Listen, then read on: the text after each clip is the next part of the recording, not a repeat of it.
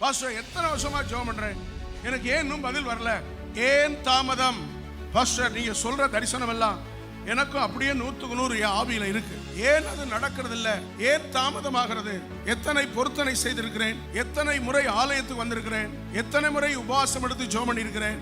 1 மாத ஜெபமா தவறாமல் வந்திருக்கிறேன், 100 நாள் ஜெபமா தவறாமல் வந்திருக்கிறேன், 7 நாள் ஜெபமா தவறாமல் வருகிறேன். ஒரு பொருத்தனையோடு ஜெபத்திலே ஒரு குறிப்புகளை வைத்து எதிர்பார்த்து ஜெபிக்கிறேன். ஏன் பதில் இன்னும் தாமதம்? ஒரு தரிசனம் அல்லது ஜெபத்துக்கு பதில் எதுவானாலும் ஆண்டவர் எப்படித்தான் பதில் தருவார் தெரியுமா? It is the process.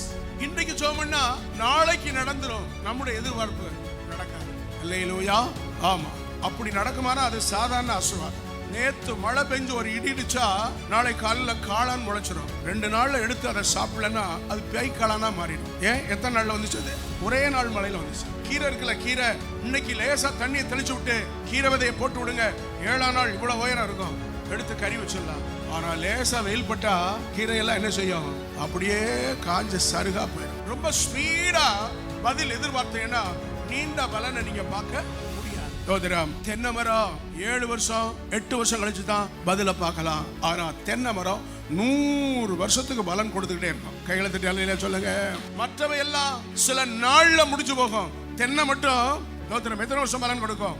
100 வருஷம். நம்முடைய ஆண்டவர் நீண்ட காலம் உங்களுக்கு பதில் கொடுத்து நீண்ட காலம் அவர் கொடுக்கிற ஆசீர்வாதம் தலைமுறையா 1000 தலைமுறைக்கு அவருடைய ஆசீர்வாதம் உங்க குடும்பத்துல இருக்க வேண்டும் என்றுதான் விரும்புகிறார். ஆகவே தாமதம். It is the process. ஜெபம் பதில் வருவதும் தரிசனங்கள் நிறைவேறுவதும் அது படிப்படியாய்த்தான் நமக்கு நடக்கும். நாளைக்கே நடக்காது, திடீர்னு நடக்காது, உடனே நடக்காது. எத்தனை பேர் ஆமென் சொல்லுவீங்க? அல்லேலூயா சொல்லுவீங்க.